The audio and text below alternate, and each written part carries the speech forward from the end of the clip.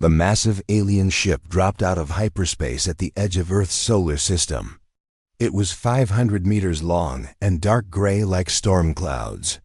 Commander Zektar stood on the bridge of the Sovereign Dawn and watched the third planet from the sun through his viewing screen.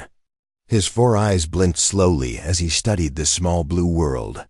"Another primitive species," he said to his second-in-command. "They have barely reached their own moon. This will be easy." Zektar had done this same job for 300 years. The Vorthak Empire had ruled the galaxy for 12,000 years. They found new worlds, gave the people living there a choice, and then took control. Most species were smart and gave up without a fight. The few that tried to resist were destroyed quickly. His ship's computers scanned the planet below. They found cities, roads, and signs of technology, but nothing that worried him. The humans had basic space travel and nuclear weapons, but that was like children playing with toys compared to Imperial power. "Send the standard message," Zektar ordered. "Give them 72 hours to surrender." On Earth, Captain Jake Morrison was working the night shift at Orbital Station Alpha when the alarm started screaming. He had been drinking coffee and reading reports when every sensor on the station went crazy. Something huge had just appeared near Jupiter. "What the hell is that?" asked Lieutenant Betty Scott, who was monitoring the long-range scanners. Jake looked at the readings and felt his blood turn cold. The object was massive, metallic, and definitely not human. It was moving toward Earth at a speed that should have been impossible. "Get me Admiral Carter right now," Jake said, "and wake up everyone in the command center." Within minutes, every defense station in the solar system was tracking the alien vessel. Admiral Paul Carter arrived at the main command center in Colorado just as the alien ship sent its first message. The transmission came in perfect English, though the voice sounded strange and mechanical. President Linda Hayes listened to it with her entire cabinet in the White House Situation Room. "People of Earth," the voice said, "I am Commander Zektar of the Vorthak Empire. Your world has been selected for integration into our domain. You have 72 hours to surrender your governments and submit to Imperial rule. Those who comply will be relocated to appropriate work assignments. Those who resist will be eliminated. This is not a negotiation. This is your only warning." The room fell silent. President Hayes looked around the table at her advisors. Secretary of Defense Bill Murphy was pale. CIA Director Carol Davis was already typing on her secure tablet. Everyone looked scared except for one person. "Ma'am," said Colonel Sam Rodriguez, the head of Special Operations Command, "we need to see what we're dealing with before we make any decisions." Dr. Kate Sullivan, the government's top expert on theoretical alien contact, was brought in within the hour.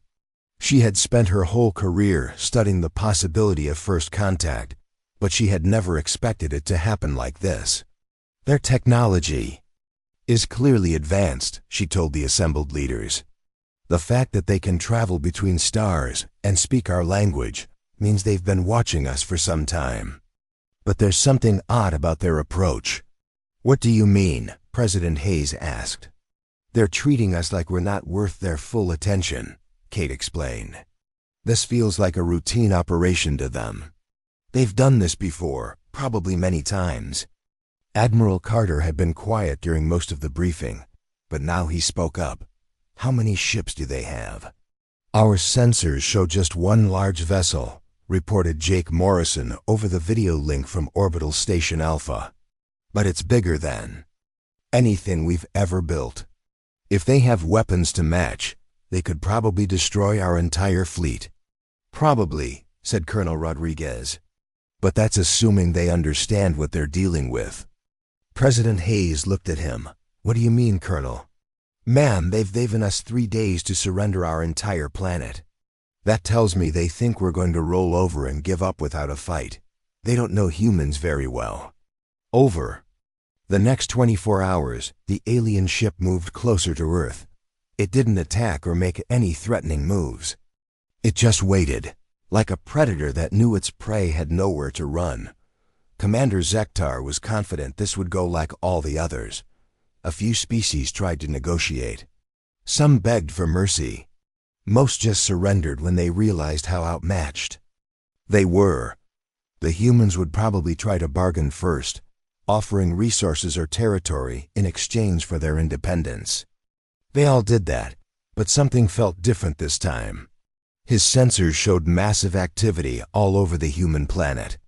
Ships were moving, communications were flooding their networks, and their military forces were mobilizing everywhere at once. There, not panicking, observed his second-in-command, Lieutenant Vexka.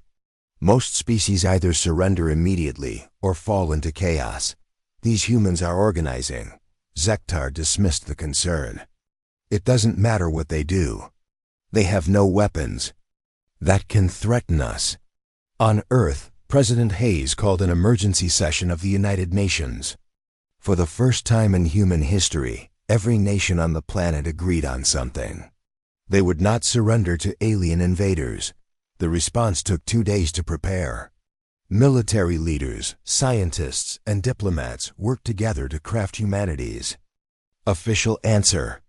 When it was ready, President Hayes delivered it personally from the Oval Office, broadcasting to the entire world and to the alien ship waiting in space. Commander Zektar of the Vorthak Empire, she began. We have received your ultimatum and discussed it thoroughly. We have decided to respectfully decline your offer. She paused and looked directly into the camera, knowing the alien commander was listening. Earth is the home of the human race.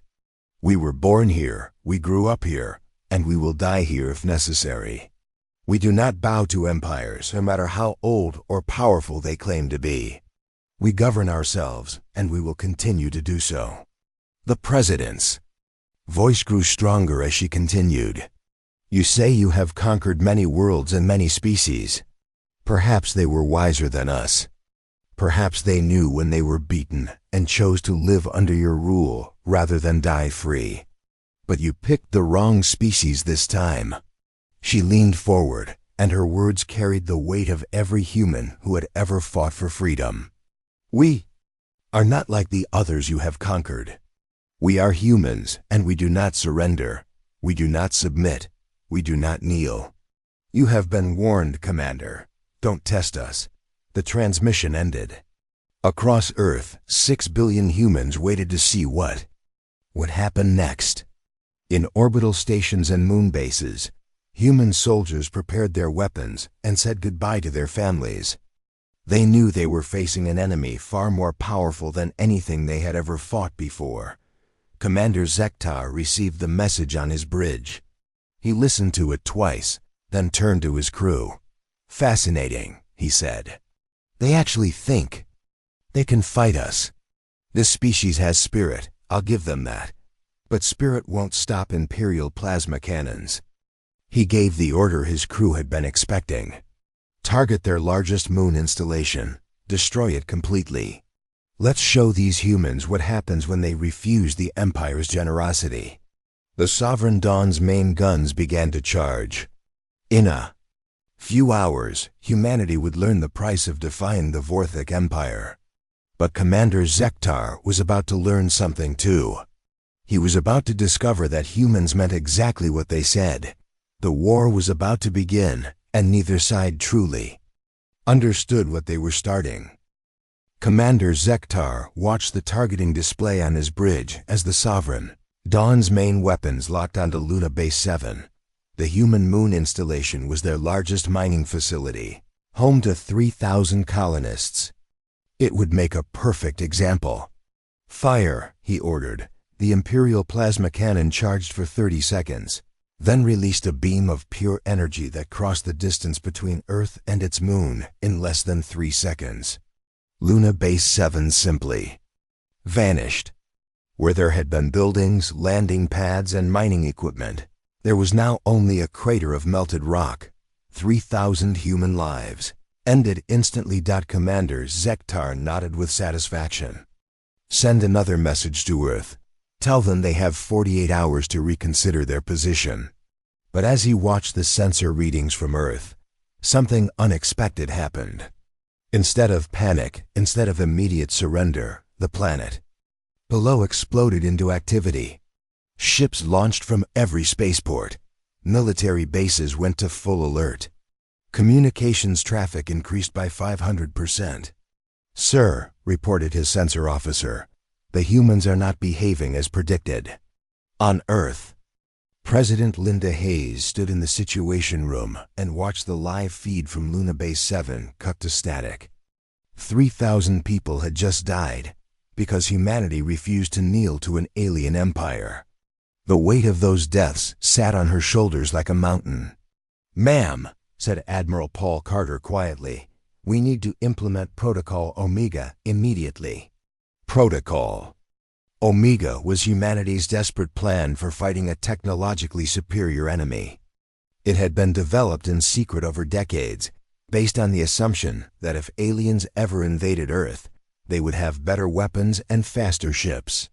The plan was simple in concept but complex in execution. Never fight fair, never fight where the enemy expects, and never stop fighting. "Do it," President Hayes said. Within hours, every major nation on Earth began moving their most important assets. Governments relocated to hidden bunkers. Military headquarters scattered to dozens of smaller locations. Weapons factories moved underground. Most importantly, humanity began implementing something no other species in the galaxy had ever tried.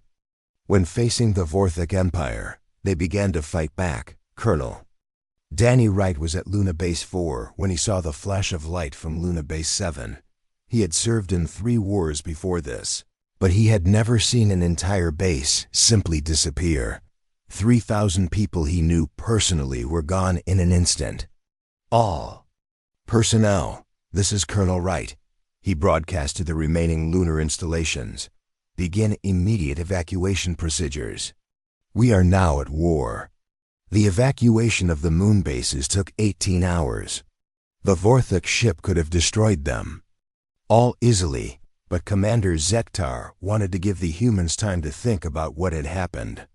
He expected them to use that time to prepare their surrender. Instead, they used it to prepare for war. Captain Lisa Morgan commanded the defense fleet, protecting the lunar installations. Her ships were small and fast compared to the massive alien vessel, but they had one advantage the Vorthic didn't expect. The crews flying them had nothing left to lose. "All ships, this is Morgan," she broadcast to her small fleet. "We can't match their firepower, but we can make them pay for every shot. Remember what happened to Base 7. Make them remember what happens when they kill humans." Dr. Kate Sullivan worked without sleep for 3 days straight, analyzing the energy readings from the destruction of Luna Base 7.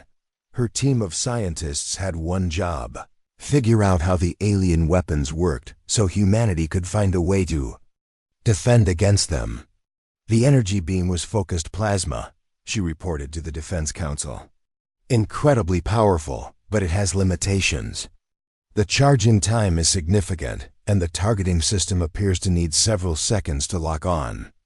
"Can we build defenses against it?" asked Admiral Carter. "Not directly," Kate admitted.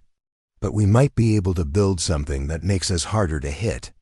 Meanwhile, Major Rick Turner was planning something that would have been called suicide by any rational military standard.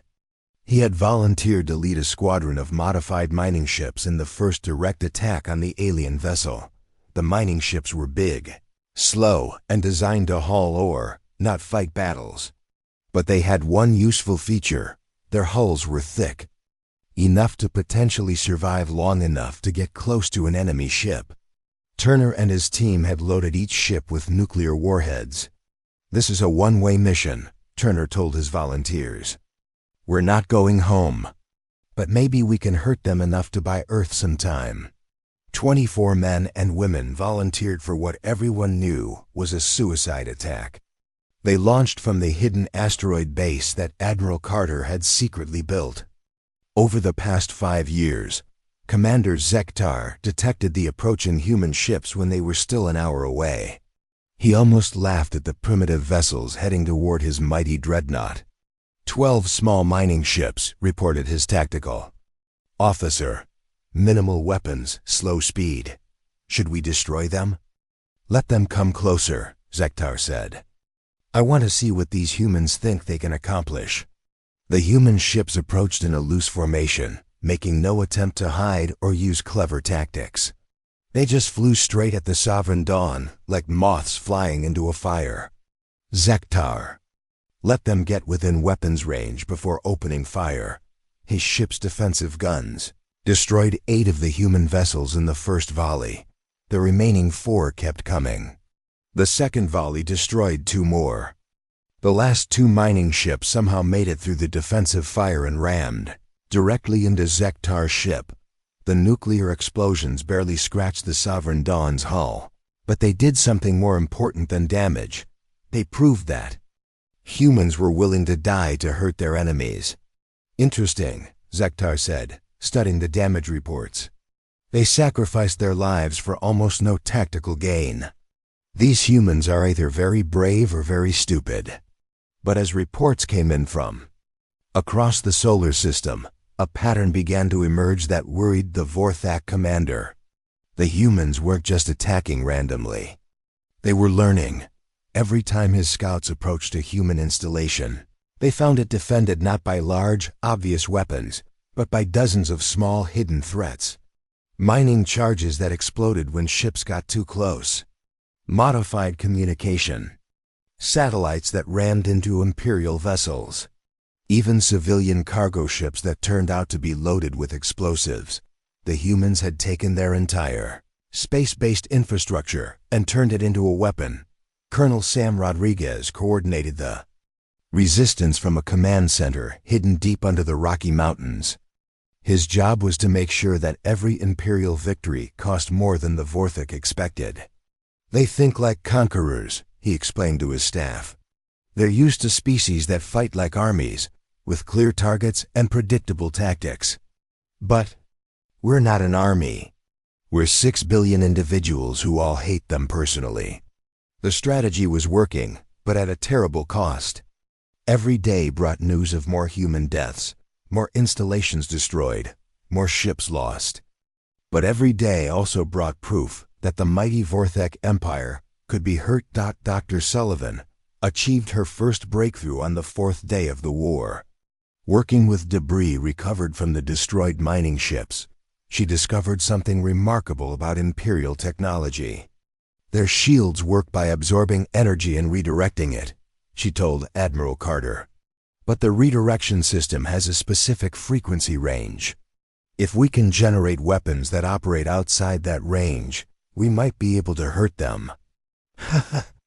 Long to build something like that? Carter asked. Months, maybe years, Kate admitted. But I have an idea for something we can build faster. Meanwhile, Commander Zektar was beginning to realize that this war was different from all the others. His ship had been designed to destroy planets and fleets, not hunt down thousands of small mobile targets scattered across an entire solar system. Sir, reported his communications officer, Imperial Command is requesting a status update. They expected this operation to be completed by now. Zektar looked at his tactical display. His ship controlled the space around Earth, but the humans continued to attack from hidden bases in the asteroid belt, from the outer planets, even from inside Earth's own atmosphere. Tell Command that the situation is under control, he said. These humans are more persistent than usual, but they will be crushed soon. But privately, for the first time in his 300 years of service, Commander Zektar was beginning to doubt his own words. The humans had lost every major battle, but they kept fighting. They had no chance of winning, but they acted like victory was still possible. He was about to learn that when humans said they would never surrender, they meant exactly that. 6 months had passed since the war began, and everything had changed. Commander Zektar stood on his bridge and studied the tactical displays with growing frustration. What should have been a simple conquest had become a nightmare of endless small battles. The humans controlled nothing in space, but they were everywhere. Hidden bases and asteroids launched surprise attacks on his supply ships. Modified civilian vessels disguised as space junk would suddenly come alive and ram his patrol craft. Even destroyed human installations seemed to fight back from their graves, leaving behind automated weapons that fired at anything with an Imperial signature. "Sir," reported his tactical officer, "we've lost another scout ship near the asteroid belt. That makes 15 this month." Zektar's four eyes narrowed. 15 scouts lost to a species that doesn't even have proper warships. "What are our casualties total?" 137 ships destroyed or damaged, sir. Most were small vessels, but we also lost the heavy cruiser Dominator last week. The Dominator had been destroyed by Captain Joe Baker, a former cargo pilot who now led the largest human resistance fleet. Baker operated from a secret base hidden inside a hollowed-out asteroid, launching hit-and-run attacks with a collection of mining ships, cargo haulers, and civilian craft that had been turned into weapons of war. Baker's fleet had developed tactics that confused and frustrated the Vorthek. They never stood and fought like a proper military force. Instead, they would attack suddenly, cause as much damage as possible, then disappear into the vast emptiness of space before Imperial reinforcements could arrive. "They fight like insects," Zektar complained to his second-in-command.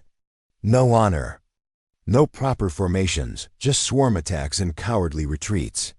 But the human insects were learning faster than any species the Empire had ever faced. Every captured piece of Imperial technology was studied, copied, and improved. Dr. Kate Sullivan had made breakthrough after breakthrough, not just understanding alien science but making it better. Her greatest success was with the Imperial shield technology. Working with Engineer Commander Amy Chun, Kate had not only figured out how the shields worked, she had found a way to improve them. Human shields didn't just absorb energy like Imperial ones. They could redirect that energy back at attackers. "It's like catching a punch and throwing it back," Kate explained to Admiral Carter during one of their strategy meetings. "The Vorthek shields are designed to take damage. Ours are designed to give it back." The first human warships built with the new technology launched from hidden construction facilities in the asteroid belt. They were smaller than Imperial vessels but faster and more maneuverable. Most importantly, they were crewed by humans who had nothing left to lose.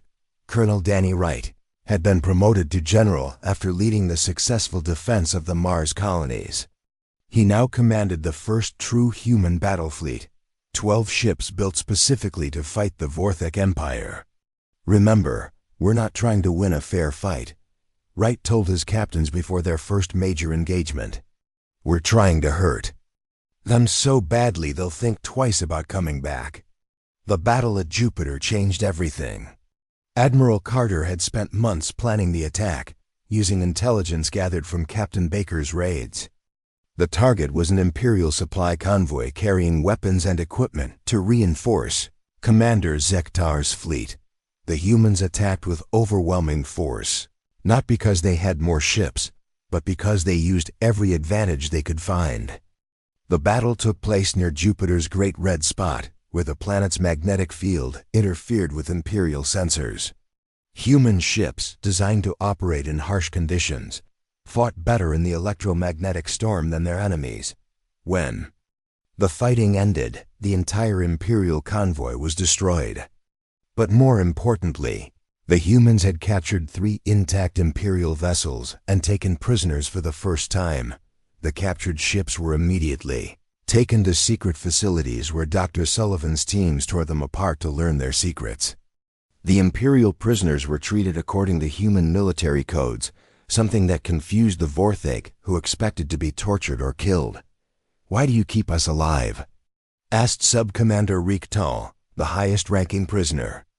"Because we're not like you," replied Captain Lisa Morgan, who was in charge of the prisoner facilities. "We don't kill people just because we can." The captured Vorthek were shocked to learn that humans had rules about how to treat prisoners, even enemy prisoners. In the Empire, captured enemies were either killed immediately or turned into slaves. The concept of protecting prisoners was completely foreign to them, but the real shock came when Lieutenant Commander Ben Jackson led a boarding action against an Imperial cruiser near Saturn. Jackson's team was looking for intelligence and supplies, but what they found changed everything. Hidden in the ship's databanks were records that Imperial Command had tried to erase. Files about other species that had resisted the Empire, other worlds that had fought back against Vorthak rule. Most importantly, there was information about a species called the Ancients. According to these records, Ben reported to Admiral Carter, the Ancients controlled most of the galaxy before the Vorthak Empire rose to power. But 12,000 years ago, they were completely wiped out. What happened to them? Carter asked. The files are incomplete, but it looks like they were destroyed for the same reason we're fighting now. They refused to surrender. They wouldn't bow to Imperial rule. The discovery sent shockwaves through human command. They were not the first species to resist the Empire. Others had fought and died for their freedom. But the Vorthak had erased those stories, making sure no one would know that resistance was possible. Dr. Sullivan studied the captured data with growing excitement. The Ancients had technology similar to what we're developing. They were adapting Imperial science just like we are. If we can understand what they were doing, we might be able to finish what they started. Meanwhile, Commander Zektar was facing his own crisis. Imperial Command had sent him reinforcements, but even with additional ships, the human resistance was growing stronger. Worse, reports were coming in from other parts of the Empire about species that were beginning to question Imperial authority. The humans are broadcasting their victories across our communication networks, reported his intelligence officer. Other species are starting to believe that the Empire can be defeated. For 12,000 years, the Vorthak Empire had maintained control through fear and the belief that resistance was impossible. But the humans had proven that the Empire could be hurt. Even if humanity was ultimately destroyed, the idea of resistance was spreading to other worlds. "Sir," said his communications officer, "we're receiving a transmission from the human fleet." "Put it through," Zektar ordered. Admiral Carter's face appeared on the main screen. Behind him, Zektar could see the bridge of a human warship built with captured Imperial technology. "Commander Zektar," Carter said calmly, "I wanted to inform you that we now control the outer planets of the system. Your supply lines have been cut, and your reinforcements will not arrive. You have one chance to withdraw your forces and leave our system peacefully." Zektar felt his rage building. "You dare to offer terms to the Vorthak Empire? We have conquered thousands of worlds. We have ruled the galaxy for 12 millennia. And we've been free for less than 1 year," Carter replied. "But we're still here, and you're losing. You've forgotten something important, Commander. You've been winning so long that you've forgotten how to fight someone who refuses to lose." The transmission ended, leaving Zektar staring at a blank screen. For the first time since the war began, he felt something he had never experienced before: doubt. The humans had done something no other species had managed in 12,000 years. They had hurt the Empire badly enough to make it bleed. And other species throughout the galaxy were watching, learning, and beginning to hope. The war was far from over, but something fundamental had changed. The Empire was no longer invincible, and everyone in the galaxy was starting to realize it. 1 year into the war, the galaxy was watching. What had started as a simple conquest of a primitive world had become something that scared the Vorthak Empire to its core. Humanity was not just surviving, they were winning. General Lisa Morgan stood on the bridge of the Earth's Hope, the first warship designed entirely by humans. Unlike the crude converted mining ships they had started with, this vessel was built for war. It combined the best of captured Imperial technology with human engineering, creating something faster and deadlier than anything the Vorthak had ever faced. "General, we have confirmation," reported her communications officer. "The fleet is ready for the Proxima Centauri operation," Morgan nodded. The attack on Proxima Centauri would be humanity's boldest move yet. Instead of just defending their home system, they were going to strike at the heart of Imperial territory. But this wasn't just a military operation. Captain Sam Rodriguez had convinced the leadership that they needed to do something no species had ever done before. They were going to tell the truth. The Imperial sector capital at Proxima Centauri was heavily defended. Commander Zektar had moved his headquarters there after losing control of Earth's outer planets. He commanded a fleet of 50 Imperial warships and thought he was safe behind the strongest defenses in the galaxy. He was wrong. The human attack began with something the Vorthok had never seen before. Instead of trying to fight through the defenses, Captain Rodriguez led a small team in a captured Imperial ship that flew right past the guards. The ship's computer still had Imperial codes, so the defenses thought it was friendly. Rodriguez's team had one mission: get close enough to the Imperial Communication Center to hack into their galaxy-wide network. They weren't trying to steal information. They were trying to give it away. "Broadcasting now," Rodriguez reported as his team specialist broke through the Imperial computer systems. "Every species in the galaxy is about to learn what the Empire doesn't want them to know." The broadcast went out on every Imperial communication channel at the same time. For the first time in 12,000 years, the truth about the Vorthok Empire was being told to everyone in the galaxy. The message was simple but devastating. The Empire had destroyed hundreds of species that had refused to surrender. They had erased the history of any civilization that had dared to resist. Most importantly, they were not invincible. The humans were proving that every single day on worlds throughout the galaxy, species that had lived under Imperial rule for thousands of years listened to the broadcast with growing amazement. They heard about human victories, about Imperial ships being destroyed, about a species that had looked at the mighty Vorthok Empire and said no. The effect was immediate. On 12 different worlds, rebellions began within hours of the broadcast. Species that had accepted Imperial rule for centuries suddenly remembered what freedom felt like. Dr. Kate Sullivan had made her greatest discovery yet. Working with technology captured from the ancients' data files, she had developed something that terrified Imperial scientists. She called it symbiotic technology. The Imperial biotechnology is designed to interface with Vorthok brain patterns, she explained to the research team. But humans process information differently. When we connect with their technology, we can make it do things they never intended. The symbiotic weapons were beyond anything the Empire had imagined.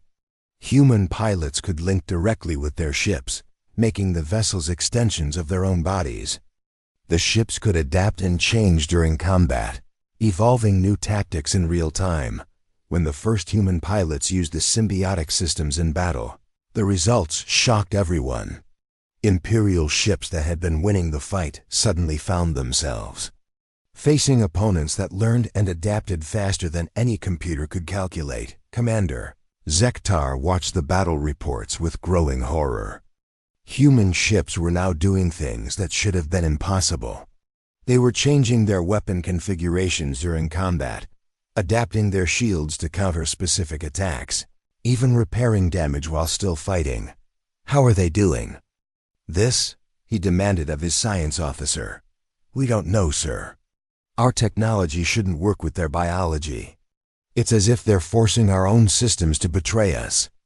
But the real crisis for Zektar came when his own officers began to question orders for the first time in their lives. The Vorthok military was built on absolute obedience and the belief that the Empire was destined to rule the galaxy. But that belief was cracking. "Sir," said Sub-Commander Valkan during a staff meeting, "perhaps we should consider negotiating with the humans. This war is costing us more ships than we can afford to lose." Zektar stared at his subordinate in shock. In 300 years of service, he had never heard a Vorthic officer suggest negotiating with an enemy. "We do not negotiate," Zektar said firmly. "We conquer or we destroy. There is no middle ground." But privately, he knew that Velkin was right. The war was bleeding the Empire's resources at an alarming rate. Worse, the human example was inspiring rebellions on worlds that had been peaceful for thousands of years. The turning point came when Admiral Paul Carter achieved something that changed the course of galactic history. Working with alien rebels who had joined the human cause, he led a combined fleet to the Imperial fortress at Volf 359. The fortress was supposed to be unbreakable. It had massive guns, thick armor, and a garrison of 10,000 Imperial troops. But Carter had learned from a year of fighting the Empire. He didn't attack the fortress directly. Instead, he convinced 3 other species to join the attack. The Kalari had been enslaved by the Empire for 2,000 years. The Zephyrians had lost their homeworld to Imperial expansion. The Mordani had seen their entire culture erased to make room for Imperial colonies. All of them had heard the human broadcast. All of them had seen that the Empire could be beaten. And all of them were ready to fight for their freedom. "This is Admiral Carter of the Free Worlds Alliance," he broadcast to the fortress as the combined fleet approached. "You are surrounded by forces from 4 different species, all united by one goal: ending Imperial tyranny. Surrender now or face the consequences." The battle lasted 6 hours. When it ended, the supposedly unbreakable fortress was a floating wreck. More importantly, the galaxy had seen something that had never existed before: multiple species working together to defeat the Empire. But the real shock was still to come. Lieutenant Commander Ben Jackson, now promoted to captain, made a discovery in the fortress's archives that revealed the truth about the Empire's rise to power.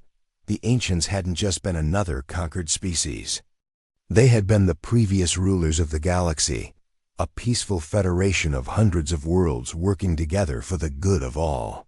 The Vorthak had been a minor species on the edge of ancient space, angry and jealous of the prosperity around them. 12,000 years ago, the Vorthak had launched a surprise attack using weapons of mass destruction. They hadn't conquered the Ancients in fair battle. They had committed genocide on a galactic scale, wiping out entire species, and then rewriting history to hide their crimes. "The Empire isn't ancient and noble," Jackson reported to the Free Worlds Alliance leadership. "It's built on the biggest mass murder in galactic history." They destroyed the Ancients and took credit for their achievements. The revelation spread through the rebel networks like wildfire. Species throughout the galaxy learned that the Empire they had feared and respected was nothing more than a gang of murderers who had stolen everything they claimed to have built. Commander Zektar received reports of rebellions on 50 worlds. Within a week of the revelation, the Empire's authority was collapsing as species everywhere rose up against their oppressors. "Sir," reported his communications officer, "Imperial Command is ordering a full withdrawal from human space. We're to regroup at the core worlds and prepare for a defensive campaign." Zektar looked at the tactical display showing the locations of active rebellions. Half the galaxy was in revolt, and it was all because of one stubborn species that had refused to surrender. He had underestimated humanity from the beginning. They weren't just fighters, they were inspirers. They had the dangerous ability to make other species believe that freedom was worth fighting for. The war was entering its final phase, and for the first time in 12,000 years, the Vorthak Empire was fighting for its survival. 2 years after first contact, the galaxy was at war. Not just humanity against the Vorthak Empire, but hundreds of species fighting for their freedom. President Linda Hayes stood in the command center of New Geneva Station, orbiting Earth, and watched the tactical displays showing rebel fleets across 50 star systems. What had started as one small planet defying an ancient empire had become the largest rebellion in galactic history. The Free Worlds Alliance now included over 200 species, all united by the simple idea that no one should have to bow to tyrants. "Ma'am," reported Admiral Paul Carter, "our scouts confirm that the Imperial fleet is massing at Vorthek Prime. Intelligence suggests they're preparing for a final battle." Hayes nodded. The war had reached its endgame. The Vorthek Empire had lost control of most of the galaxy, but they still had their most powerful ships and their homeworld. If humanity and their allies wanted to end this war, they would have. To attack the heart of Imperial power. "How many ships can we bring to bear?" Hayes asked. 3,000 vessels from 40 different species, Carter replied. "The largest fleet in recorded history. But the Vorthek still have technological advantages. Their homeworld defenses are beyond anything we've faced before." General Lisa Morgan was chosen to lead the final assault. She commanded not just human ships, but vessels from every species that had joined the rebellion. The fleet was a strange mix of different technologies and fighting styles, but they all shared one thing: the determination to end Imperial tyranny forever. The journey to Vorthek Prime took 3 weeks. During that time, Dr. Kate Sullivan worked on the most important project of her career. Using technology recovered from the ancients and combined with human innovation, she had developed something that could change the course of the final battle. "It's not just a weapon," she explained to the fleet commanders. "It's a conversion system. If we can get close enough to the Imperial superweapon, we can turn it against their own fleet." The Vorthek homeworld was protected by the most powerful defensive system ever built. Orbital platforms with planet-killing weapons, automated defense grids, and a massive fleet of their best warships. At the center of it all was the World Ender, a weapon capable of destroying entire star systems. Commander Zektar, now supreme Imperial commander after his predecessor's failures, stood on the bridge of the World Ender and prepared for humanity's final assault. He had learned to respect his enemies over 2 years of war, but he was confident that Imperial technology would triumph in the end. "Let them come," he told his officers. "They may have numbers, but we have the power to end star systems. Today, we remind the galaxy why the Empire has ruled for 12,000 years. The battle began at the edge of the Vorthek system. The Free World's fleet dropped out of hyperspace in perfect formation. 3,000 ships representing the hopes of countless species. At their head flew the Earth's Hope, General Morgan commanding from the bridge that had become a symbol of human determination.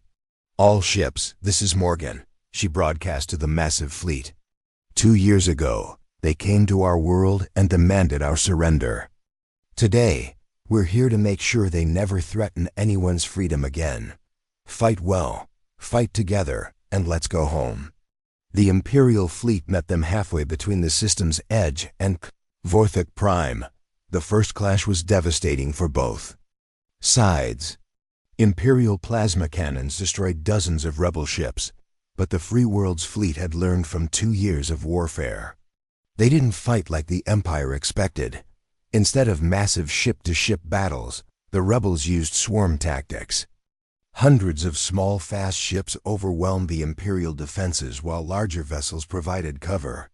Human symbiotic technology allowed pilots to coordinate their attacks within human precision. Captain Joe Baker, the former cargo pilot who had become one of humanity's greatest war heroes, led a squadron of modified fighters through the Imperial defensive grid. His mission was to clear a path for the main assault, but he had a personal score to settle with the Empire that had killed so many of his friends. "This is for Luna Base 7, he said as his fighters' weapons locked onto an Imperial cruiser. "And for everyone else you murdered." The battle raged for 6 hours. Ship after ship fell on both sides, but gradually the Free World's fleet pushed through the Imperial defenses. The key moment came when Captain Sam Rodriguez, leading a boarding action against the World Ender itself, managed to get Dr. Sullivan's conversion device close enough to the superweapon's control systems. "Kate, you're up," Rodriguez broadcast, as his Marines fought through Imperial corridors. "We've got you a clear path to the main computer." Dr. Sullivan had never been in combat before, but she ran through the battlefield with the device that could end the war. Imperial soldiers fired at her, but Rodriguez's Marines kept her safe until she reached the World Ender's central control room. The conversion took only minutes. Sullivan's device didn't destroy the superweapon. Instead, it turned the World Ender against the Imperial fleet. The weapon that was designed to destroy rebellious planets became a tool of liberation. "Conversion complete," Sullivan reported. "The World Ender is now under our control." Commander Zektar watched in horror as his own ultimate weapon turned against his fleet. The massive energy beam that was meant to destroy the rebel fleet instead swept through the Imperial formation, destroying dozens of his best ships. "Impossible," he whispered. "How did they turn our own technology against us?" Admiral Carter's voice came over the communication system, broadcast to every ship in both fleets. "Commander Zektar, this is Admiral Carter of the Free Worlds Alliance. Your fleet is defeated, your superweapon is under our control, and your empire is finished. I'm offering you the same choice you gave us 2 years ago. Surrender now or be destroyed." For the first time in his life, Zektar faced a decision no Vorthak commander had made in 12,000 years. His empire was defeated, his fleet was broken, and his enemies held the power to destroy his homeworld. But instead of demanding unconditional surrender, the humans were offering terms. "What terms?" Zektar asked. "Exile for Imperial leadership who want it," Carter replied. "Integration into the Free Worlds Alliance for those who choose to stay. And most importantly, an end to the empire that has terrorized the galaxy for 12 millennia. The offer shocked every Vorthak officer on the bridge. They had expected to be executed or enslaved, not offered a choice of futures. Some chose exile, leaving the galaxy to find new homes in distant space. Others chose to stay and help build something better. The Vorthak Empire officially surrendered 3 days later. The ceremony took place on Vorthak Prime, with representatives from hundreds of species watching as the last Imperial commanders laid down their weapons. But the real victory celebration happened 6 months later, when the Free Worlds Charter was signed. The document established a new form of galactic government based on principles that humanity had fought to defend: the right of every species to determine their own destiny, and the obligation of the strong to protect the weak. Dr. Kate Sullivan established her new research center in orbit around the former Imperial capital. Scientists from across the galaxy came to study the remarkable combination of technologies that had made the victory possible. But more importantly, they came to study the humans who had started it all. "What made you so dangerous to the Empire?" asked Dr. Zenter, a former Imperial scientist who had joined the research center. Kate smiled. "We never accepted that freedom was impossible. The Empire ruled through fear and the belief that resistance was hopeless. But humans have a dangerous habit of fighting for things that seem impossible." Admiral Carter delivered the closing speech at the first Free Worlds Assembly, addressing representatives from over 300 species. The Vorthak Empire ruled for 12,000 years because they convinced everyone that resistance was futile, he said. They forgot the most important lesson in the galaxy: never threaten someone's home unless you're prepared to face everything they're willing to become to defend it. The war was over, but its legacy would last forever. The galaxy had learned that freedom was worth fighting for, and that sometimes the smallest voices could inspire the greatest changes. Humanity had kept their promise. They had warned the Empire not to test them. The Empire should have listened.